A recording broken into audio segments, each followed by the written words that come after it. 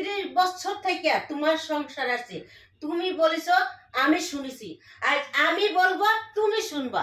আমি যখন কিছু চাই তখন কিছু তুমি আমারে দাও না।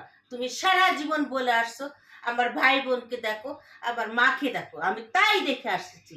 কিন্তু আমি বলে যদি একটা জিনিস আমাকে আইনে দাও, তুমি তাও আইনে দাও না কেন?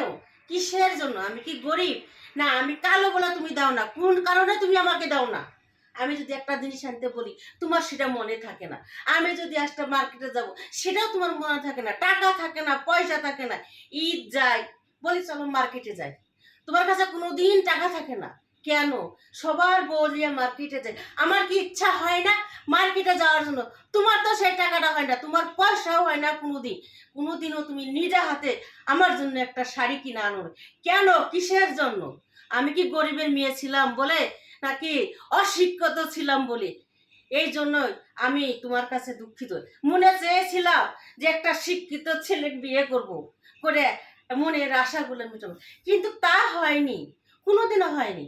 শিক্ষিত ছেলেও পাইছি, সরকারি চাকরিজীবী জামাইও পাইছি, কিন্তু মনের মতো কোনো ইচ্ছা পূরণ হয়নি।